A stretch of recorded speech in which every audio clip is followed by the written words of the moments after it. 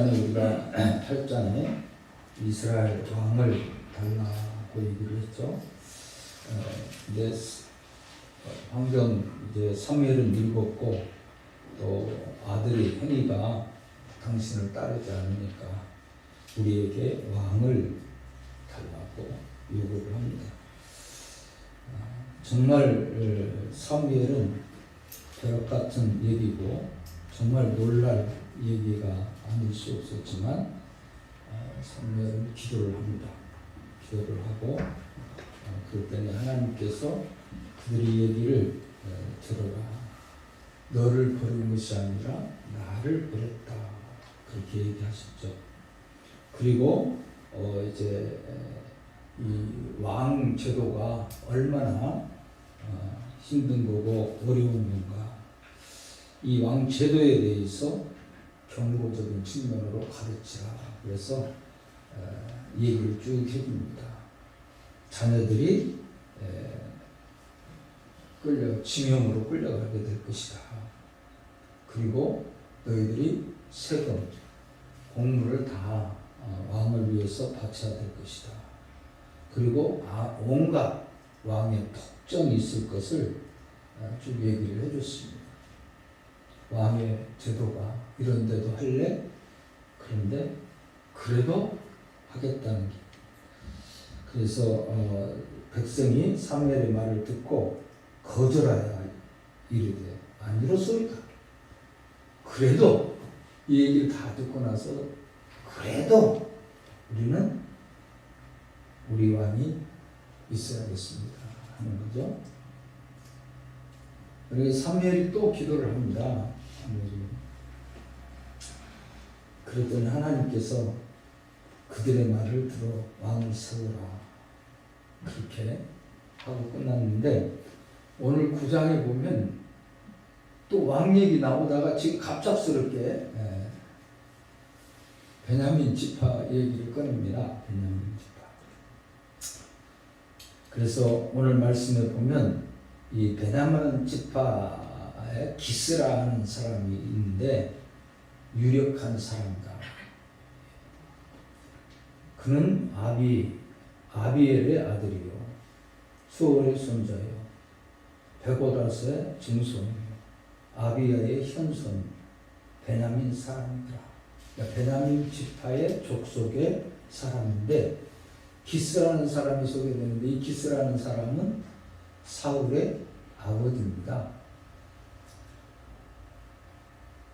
아들이 있으니, 기스에게 아들이 있으니 그 이름은 사울이요 준수한 사람. 이스라엘 자손 중에 그보다 더 준수한 자가 없고 키는 모든 백성보다 어깨 위만큼 더 컸더라. 그러니까 이만큼 더 큰 거예요. 머리만큼 더 큰, 어깨 위만큼 사울이 특별하게 컸다는 거예요. 키가. 오늘 이제 이 베냐민 지파가 소개되는데 하나님께서 허락하는데, 왕을 허락하는데 기쁘게 즐겁게 마땅해서 허락한 겁니까? 아니라고 하는 이야기를 제가 성경 호세아서를 찾아서 읽어드렸는데 내가 분노함으로 내게 왕을 주고 진노함으로 패하느니라. 분노로 허락했다. 이 말을 포용적 형벌 허용이다. 그런 표현을 썼죠. 여러분들이 허용하고 허용하는데 형벌적인 거다. 그래서 허락하게 됐는데 이제 오늘 기스의 아들 사무엘이 소개되는데 여기 사무엘이라는 말을 그냥 평범한 가정이죠. 가정에 있는 사람이 등장을 합니다. 유력하다는 것은 베냐민 지파 사람 중에 이 기스라는 사람이 유력하다고 그랬죠. 유력하다. 유력하다는 말은 어떤 의미인가 우리가 생각해 보면 바로 여러 가지 측면에서 강하다, 강력한, 힘이 있는 이런 표현도 될 수 있습니다만 여기에 의미로는 대부분 성경 주석학자들이 바로 부유함을 의미하다. 부유. 근데 베냐민 족속이 하나님께서 이제 사울을 왕으로 세우려고 하는 것을 보면 베냐민 지파는요, 이스라엘 12지파 중에서 가장 적은 규모의 지파입니다.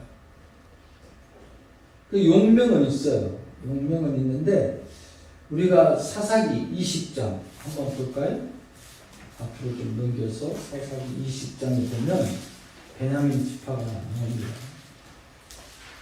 저는 성경을 옛날에 드렸는데 다들 뭐 기억하고 있으면 못할 것 같고 20장 12절에 보면요,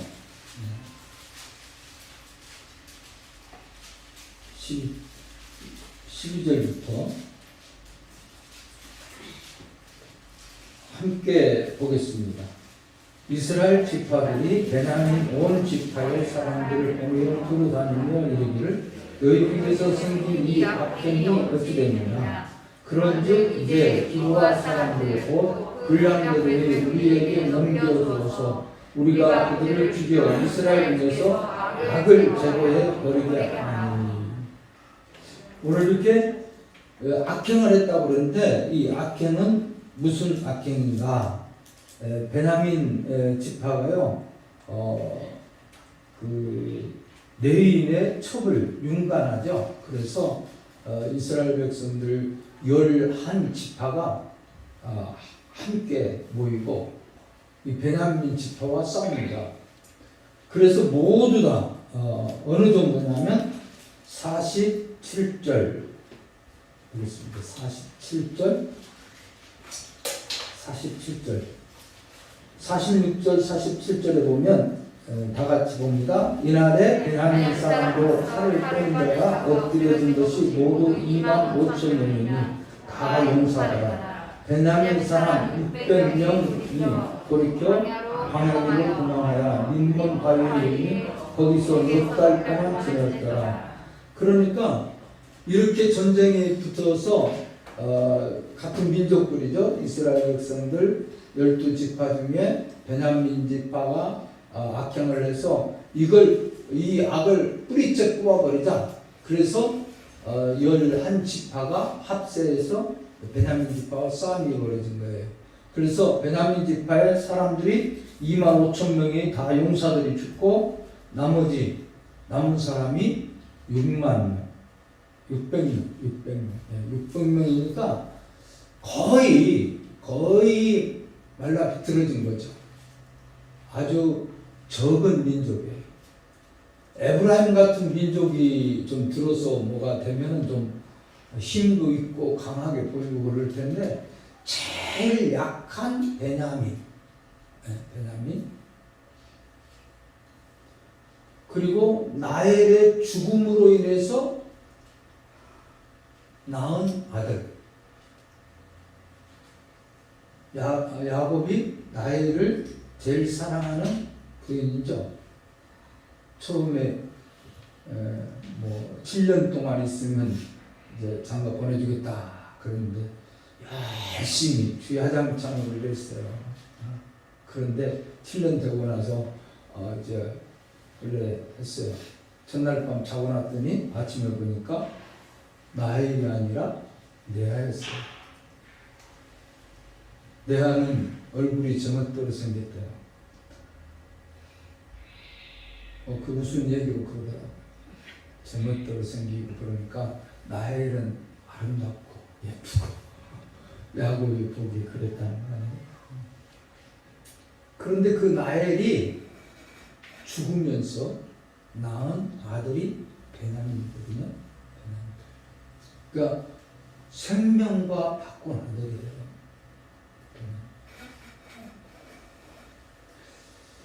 이런 베냐민 사람이더라. 그런데 이 사울이라는 이름이 여기 등장합니다. 사울은 어떤 사람이냐?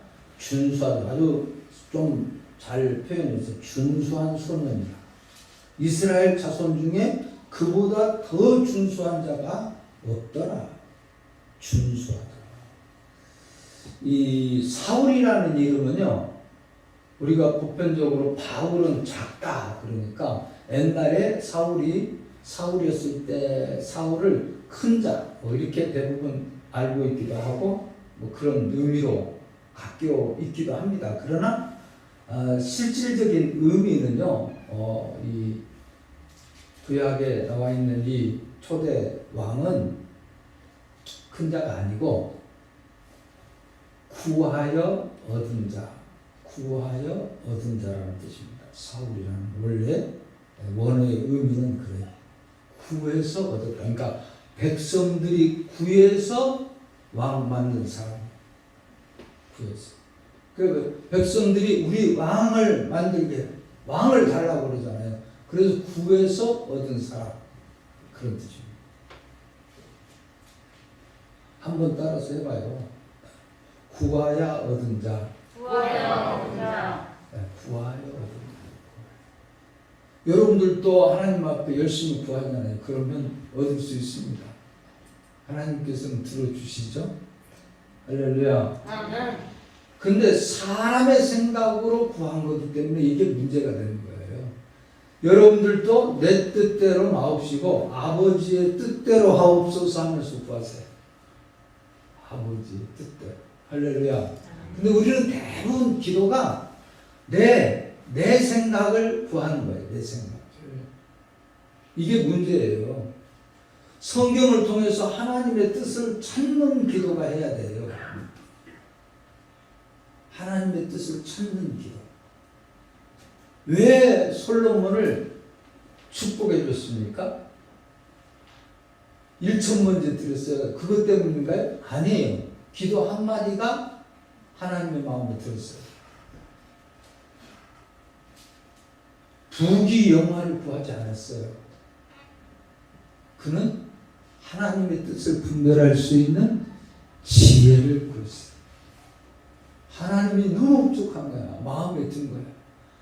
구하지 아니한 것까지도 준다. 다. 할렐루야. 여러분들도 이왕이면 그런 성도들이 됐으면 좋겠어요. 할렐루야. 하나님의 뜻을 찾는 사람. 그래 하나님께서 구하지 아니한 것까지도 풍성하게 주시잖아요. 그러니까 이 사울이라는 말은 이스라엘 백성들이 인간적인 생각으로 자기네들의 생각에 주변의 나라를 보니까 왕이 있어. 정말 좀 보이는 뭐가 있어야 되지 않느냐. 우리는 보이지도 않아. 응?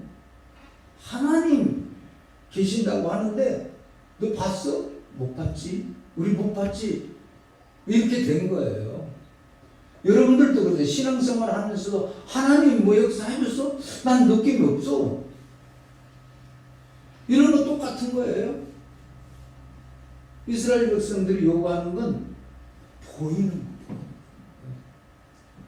보암직도 하고 먹음직도 하고 탐스럽기도 하는 것처럼 봐야 돼. 뭔가 봐야지. 보여야지.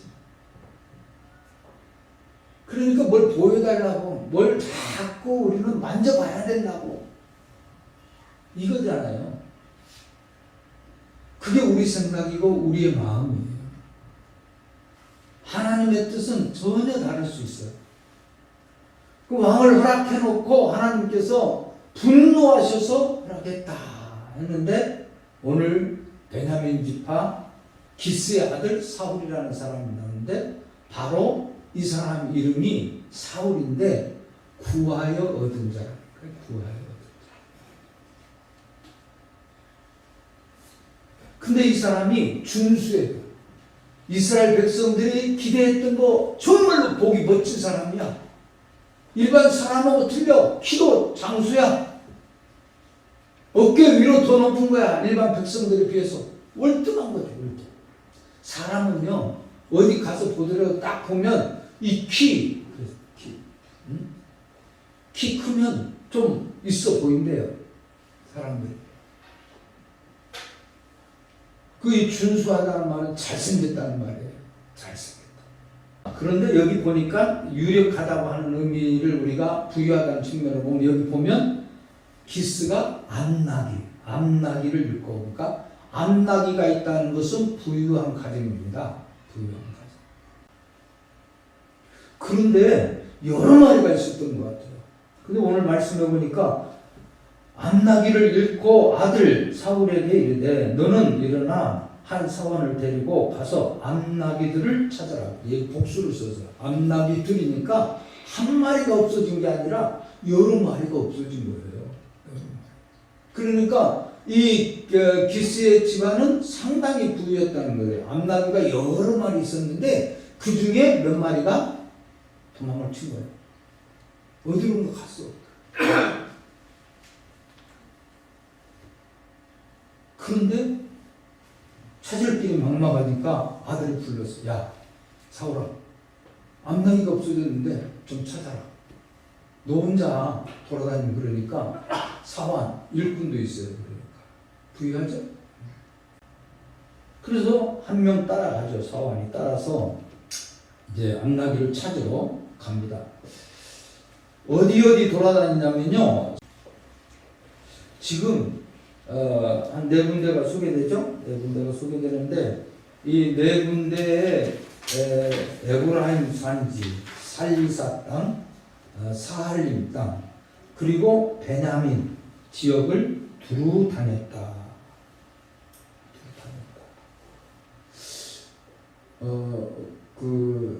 제가 여러 책들 보니까 여기 거리가 이렇게 확인을 했는데 약 40km 된다고 그러니까 이 사람들이 돌아다녔던 데 전부 다 이렇게 지도로 해서 환산을 해보니까 약 40km. 40km면 4km가 심리니까 4km가 심리 계산을 우리 때는 그 몇리 그런 걸 많이 했어요. 그러니까 몇 킬로 하면 잘 몰라요. 근데 그러니까 심리면 4km예요. 심리. 그러니까 여러분들 계산을 어르신들은 이렇게 얼마만 되면 되겠다. 그러니까 40km니까 만리 먼저 한참 돌아다니는데. 근데 그러면 기간이 얼마나 걸렸나? 이렇게 돌아다니면서 찾으러 보내서 이제 5절 말씀에 사울이 참 효성이 있어요. 여기 보면 그들이 숲 땅에 이른 때에 사울이 함께 가던 사환에게 이르되 돌아가자. 내 아버지께서 암나귀 생각은 고사하고 우리를 위하여 걱정하실까 두려워하노라. 아니, 오늘 이 성경에 보면요, 20절에 보면 며칠인가를 우리가 계산해 볼 수 있는데 20절에 사흘 전에 잃은 암나귀를 사흘 나흘 전에 잃은 암나귀. 그러니까 지금 사흘이 지났다는 말이죠. 밤낮 사흘 동안 헤맸으니까 먹을 것 가지고 물론 찾으러 왔으니까 먹을 것 떨어졌다는 말도 나중에 나오거든요. 그러니까 이 숲 땅에까지 왔는데 돌아가자. 아버지 걱정하실 것 같다. 이 암나귀는 고사하고 우리 때문에 걱정한다. 아들 때문에 걱정할 거야. 그때 이 사환이 얘기가 6절부터 나오는데, 그런데 여기 보니까 사무엘에 대한 얘기를 우리가 잘 알죠. 어디에서부터 어디까지 다 알고 있었다고 우리가 3장에 보면 그렇겠죠. 3장에 사무엘이 다 알려졌는데 모든 사람들이 어디에서 어디까지 사무엘에 대한 얘기가 알려졌다고 했나요? 3장에 보면 단에서부터 부엘세바까지 3장 20절에 보면 그렇게 단에서부터 부엘세바까지 온 이스라엘이 사무엘은 여호와의 선지자로 세우심을 알았더라. 그러니까 하나님께서 세운 자인 것을 이스라엘 백성들이 온통 다 알고 있었다는 거예요. 그러니까 이 사무엘이 유명하셨죠. 모든 사람들이 알고 있었죠. 지금 누가 알고? 오늘 기스의 집안에서 일하는 사환이 이 소식을 들어서 알고 있었어요. 사환이 이렇게 하나님의 사람에 대해서 얘기를 해주는 거예요. 하나 사람이 있는데 바로 이 사람들에게 가면 우리에게 알려줄 거다. 존경받는 사람. 우리가 갈 길을 가르쳐 줄까 하나이다. 이 얘기를 듣고 나서 이 사무엘이 얘기합니다. 우리가 가면 근데 뭘 가지고 가느냐 하는 얘기를 하죠. 그때 사관에게 은 한 세겔이 있다. 그래서 우리 길을 가르쳐 달라 하겠나이다. 이 9절 말씀에 보면 옛적 이스라엘 사람이 하나님께 가서 물으려면 말하기를 선견자에게로 가자 하였으니 지금 선지자라 하는 자 옛적에는 선견자라 일컬었더라. 사울이 그 사환에게 이르되 내 말이 옳다 가자 하고 그들이 하나님의 사람이 있는 성읍으로 가니라. 사환 얘기를 듣고 지금 가는 게 전혀 생각 없이 가는 거예요. 그렇잖아요? 여기 암낙이 찾아야 돼. 암낙이 찾으면 그 길을 어디 있는지 혹시 가르쳐 줄지 모른다. 그러니까 그 사람 얘기를 듣고 가게 된 거죠. 동의해서 이제 갑니다. 여기 선견자라는 말, 선지자라는 말이 있는데 여러분들 선견자라는 말하고 선지자라는 말은 단어 자체가 분명하게 좀 다릅니다. 여러분들이 꼭 좀 잘 기억했으면 좋겠어요. 이 선견자라는 말은 선견자라는 말은 본다라는 뜻입니다. 본다. 선견자라는 의미는 본다. 그런 의미로 여러분들이 기억했으면 좋겠어요. 그래서 여기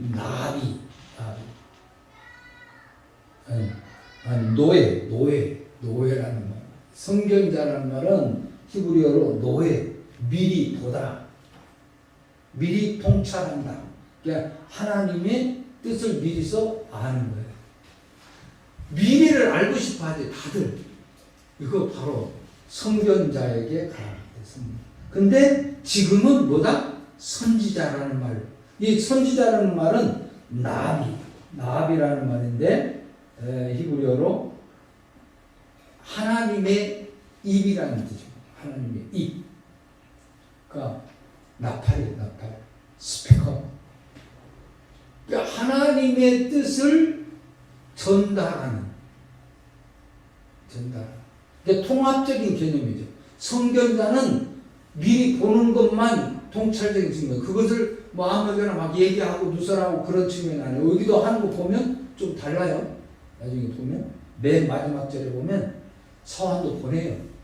그리고 사무엘하고 하나님의 뜻을 1대1로 가르쳐줘요. 해줘요.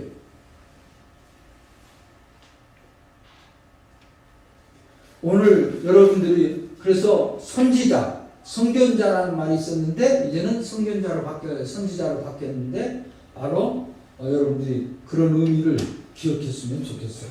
그래서 선견자라는 말은 노예라는 말이고 나비라는 말이 선지자라는 말인데 통찰한다, 미리 본다. 옛날 앞으로 되어질 일을 미리 보는 거죠.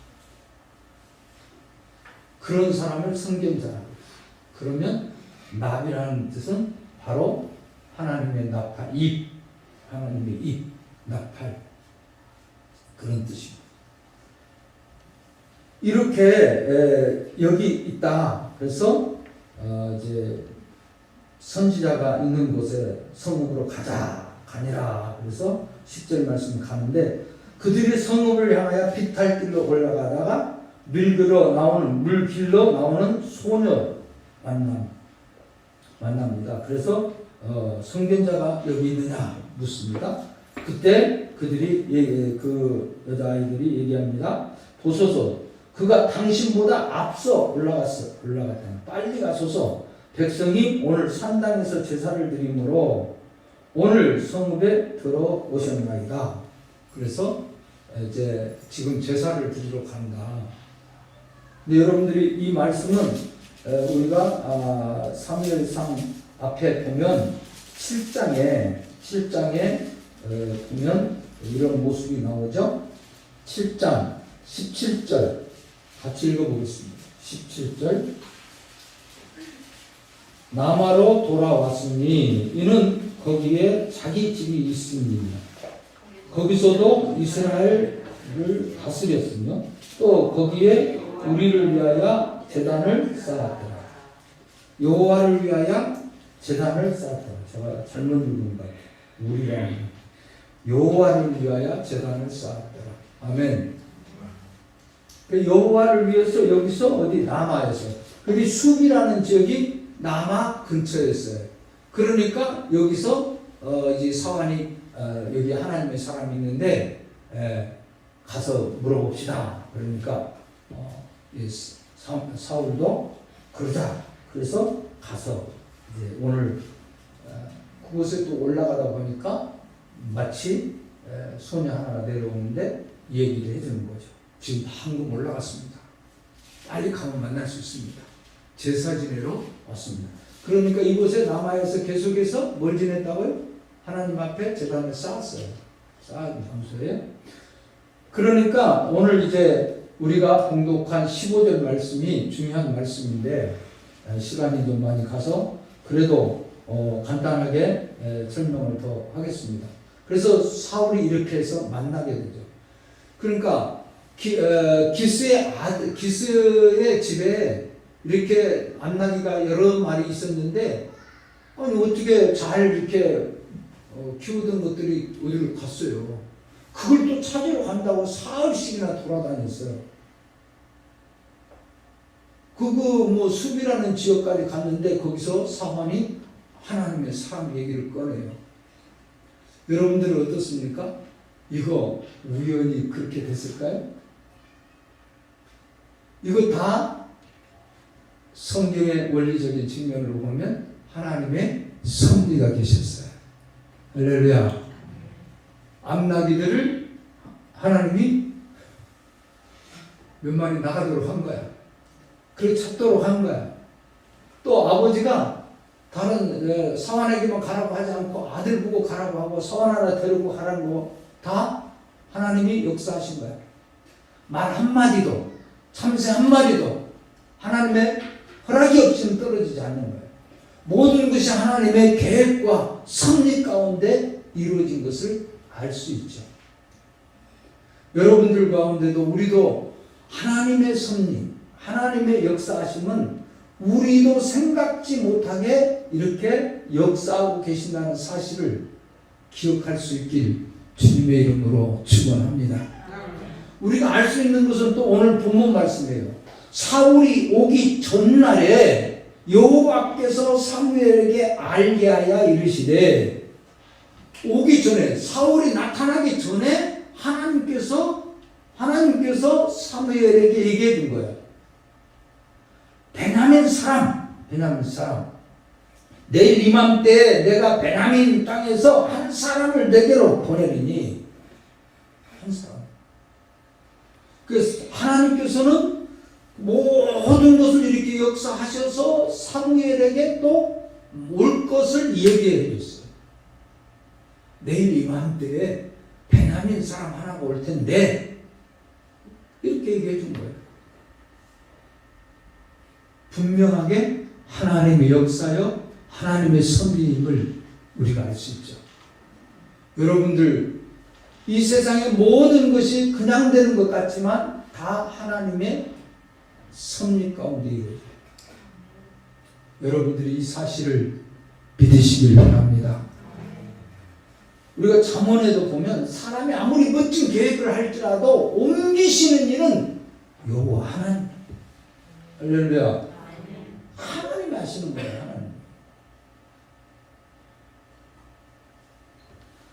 오늘 이맘때 베냐민 사람이 내일 이맘때 올 거다. 내게 보내리니 그 누가 보냈다는 거예요? 내가 보낸다는 거예요. 하나님이요. 사무엘에게 사울을 지금 그러니까 모든 것을 간섭을 하셔서 하나님께서 보낸 거예요. 할렐루야. 할렐루야. 우리에게 이렇게 함께 예배하게 하는 것도 저와 여러분들이 이 능곡지에 우리가 오게 된 것도 그냥 우연이 아니고 여건이 그렇게 돼서 그런 거지만 하나님의 섭리와 다 뜻이 계신 줄 믿습니다. 내가 한 사람을 내게 보내리니 너는 그에게, 여기 문장에 보면 가장 중요한 게 너는 그에게 기름을 부어. 기름. 두 번째, 내 백성 이스라엘의 지도자로 삼으라. 첫째로 기름을 부어라. 내 백성의 지도자로 삼아라. 세 번째, 내 백성을 그가 블레셋 사람의 손에서 구원하여 내리라. 세 가지 사무엘에게 얘기한 게 기름을 부어라. 이 기름을 붓는다는 것은 우리가 이제 성령을 주었다 그런 의미로 대부분 많이 해석을 합니다. 그런데 구약 성경에 보면 기름을 붓다는 임직할 때, 그러니까 뭐 왕의 직분, 선지자의 직분, 제사장의 직분을 할 때 기름을 부었다고 표현이 되어 있습니다. 여기에 기름을 붓다라는 의미는 여러분들이 다 알고 있는 메시아라는 말이 구약의 히브리어로는 바로 기름을 붓다는 뜻입니다. 메시아. 신약 성경에는 바로 그리스도라는 말로 표현되어 있습니다. 그리스도가 바로 기름을 붓다는 뜻입니다. 여기 보면 이제 아주 중요한 부분인데 내 백성이라는 말이 여기 지금 15절부터 17절까지 4번 나와요. 내 백성, 내 백성, 내 백성, 내 백성. 내 백성이라는 말이 언제부터 사용했느냐? 주로 물론 뭐 그 전에도 표현되어 있는 부분들이 없지 않아 있을 수는 있습니다만은 본격적으로 내 백성이라는 말이 나올 때는 이스라엘 백성들이 출애굽할 때부터입니다. 출애굽할 때부터 내 백성의 울음소리를 듣고 기도소리를 들었고 그렇게 나오죠. 그리고 이제 시내산에 와서 내 백성이라는 말이 그때부터 아주 많이 사용됩니다. 내 백성, 내 백성. 바로 시내산 언약의 백성이라는 의미를 담고 있습니다. 그러니까 하나님과 언약 백성. 물론 아브라함 이후부터 계속해서 언약 백성이죠, 우리는. 그런데 내 백성이라는 표현이 주로 많이 쓰이는 부분은 시내산 언약 이후로 볼 수 있습니다. 출애굽 그러니까 하면서 그 출애굽에서 홍해 건너서 시내산 올 때 그 해의 마지막 부분. 그래서 오늘 내 백성이라는 말을 여러 번 썼는데 이 내 백성 바로 언약의 백성. 그래서 우리가 그 미스바에 모였을 때 제가 설명을 했어요. 시내산의 언약 거기 모였을까? 뭐 하기 위해서? 언약을 주기 위해서. 그리고 그 언약을 잊지 않도록 여호수아서 24장에 보니까 세겜에 이스라엘 백성들이 모이도록 여호수아가 해서 그때 언약을 다시 상기시켜준다. 그리고 미스바에 모여서 다시 언약을 잊어버린 백성들에게 언약을 다시 상기시켜줬어. 하나님 언약. 이 전체적으로 출애굽기, 신명기, 민수기 이 모든 성경의 주된 내용이 뭡니까? 하나님의 통치자임을 얘기해요. 한마디로 말하면 내가 너희 왕이야! 내가 너희 왕!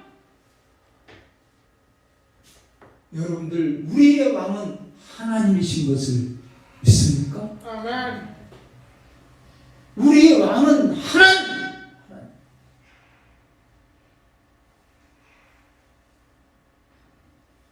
오늘 이 성경이 바로 그런 의미예요. 내 백성, 내 백성. 그래서 두 가지 이제 기름을 부어라.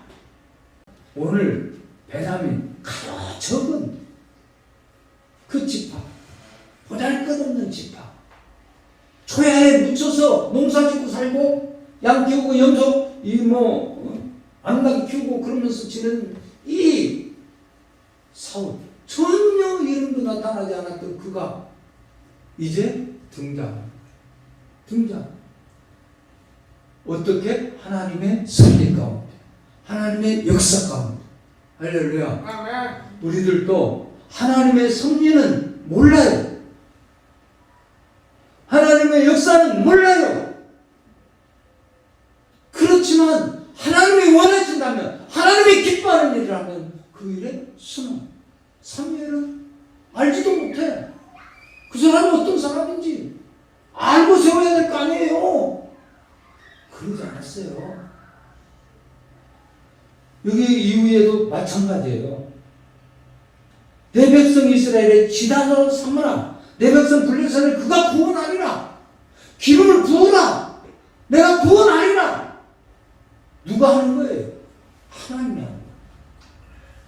예수 그리스도 이름이 뭐예요? 바로 그 의미를 담았어요. 이 말씀 속에. 예수라고. 자기 백성을 저희 죄에서 구원할 자. 할렐루야.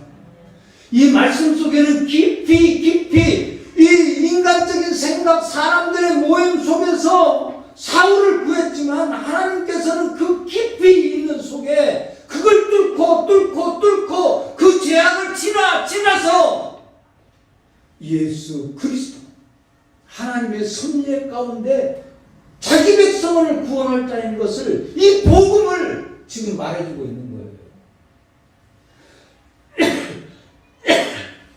사랑하는 성도 여러분들, 오늘 이 말씀을 깊이 묵상 한 주간 동안 해볼 수 있길 바랍니다. 아멘. 내 백성의 부르짐이 상달되었고 내가 그를 돌봤노라. 사무엘이 사울을 볼 때에 여호와께서 그에게 이르시되 보라. 지금 사무엘을 만났어요. 만났는데 사무엘은 사울을 만났는데 사울이 보냈다는 거 몰라요. 지금 하나님께서 그렇게 얘기해 주는데 모르는 거죠. 그러니까 오늘 하나님께서 또 얘기해 주시는 거예요. 17절 자 같이 보겠습니다. 사무엘이 사울을 볼 때에 여호와께서 그에게 이르시되 보라, 이는 내가 내게 말할 사람이니 이가 내 백성을 다스리라 하시니. 아멘. 지금 모르고 있어요. 사람이 왔는데도. 그러니까 하나님께서 또 네 앞에 지금 와 있는 사람, 그 사람이야. 그 사람이 다스릴 거야.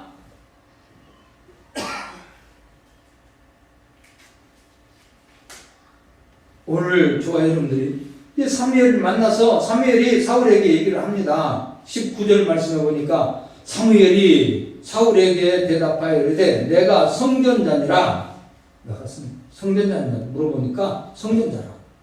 성전자 집이 어디인지 청하는데 내가 가르쳐줘서. 그러니까 내가 성전자다. 너는 내 앞에서 산당으로 올라가라.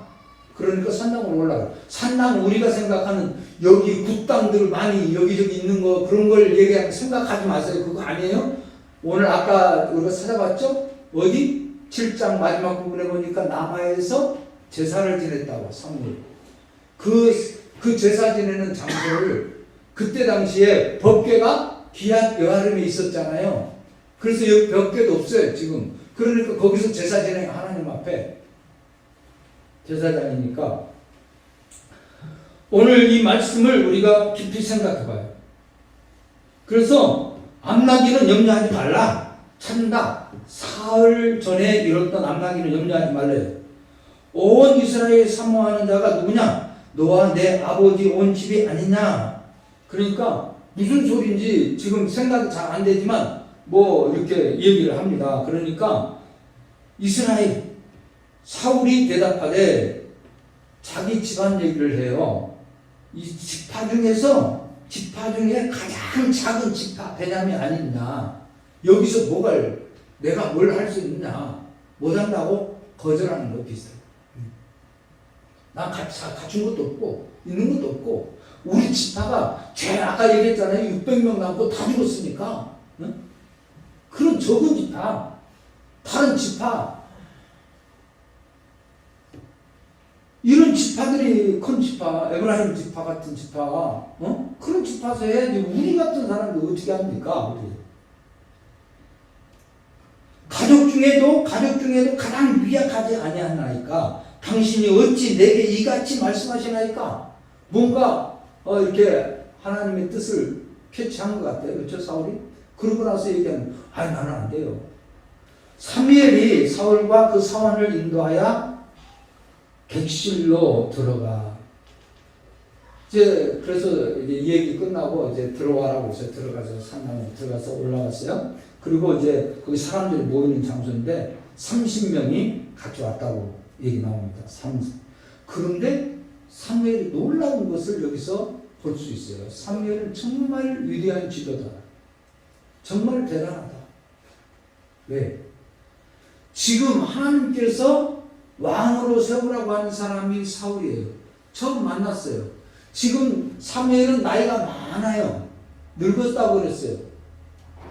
그런데 오늘 이 사울을 만나자마자 객실로 사람들을 초청해서 앉게 했는데 어디 앉았다고요? 22절 한번 봅시다.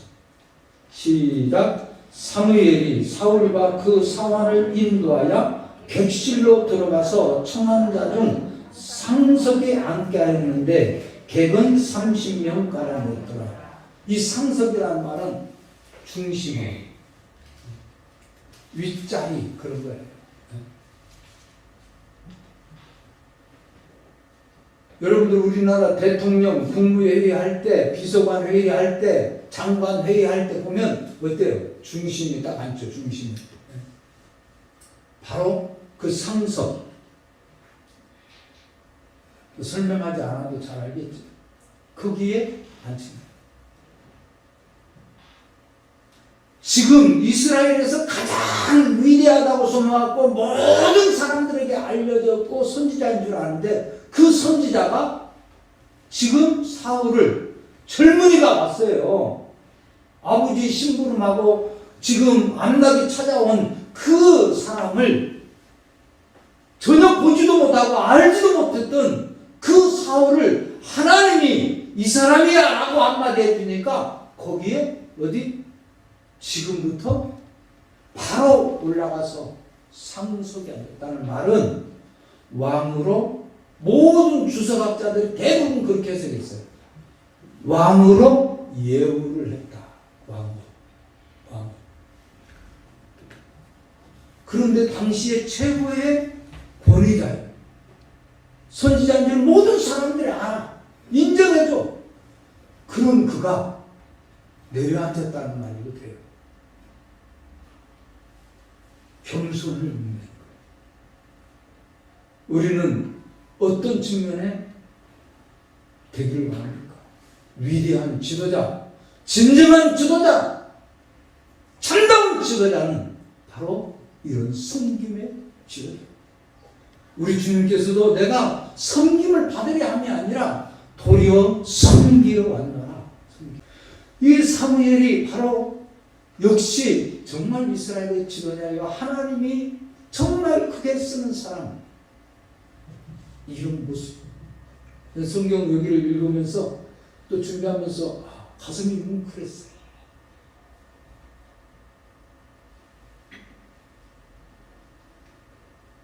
상석에. 근데 지금 본 지 얼마 되지도 않고 하나님을 이렇게 알지도 못하는데 자기 권위도 있고 지금 체면도 있을 텐데 이걸 내려놓고 상석에다 나가죠.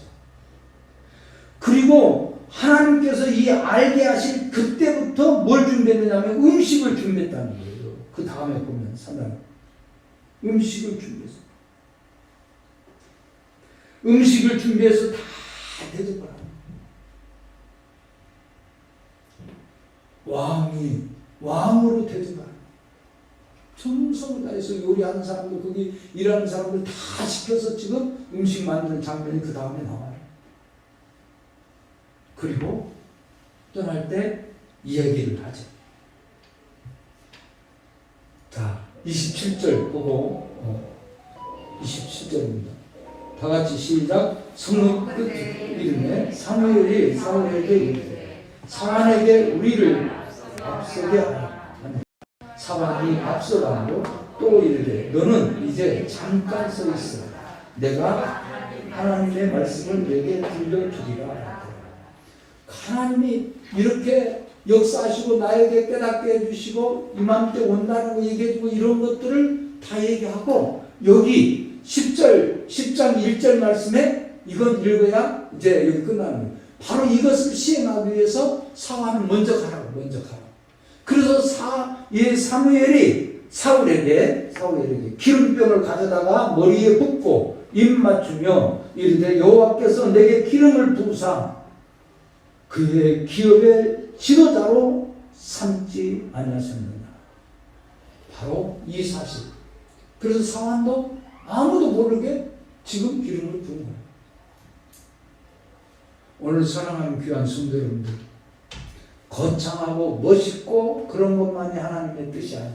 세미한 속에 우리가 하찮게 이거 별것 아닌 것처럼 여겨지는 것, 그 속에 하나님의 섭리가 있고 하나님의 뜻이 있을 수 있는 걸 우리가 분명히 기억하면서 여러분들도 하나님의 뜻을 헤아려 하는 아름다운 계기가 되시길 주님의 이름으로 축원합니다.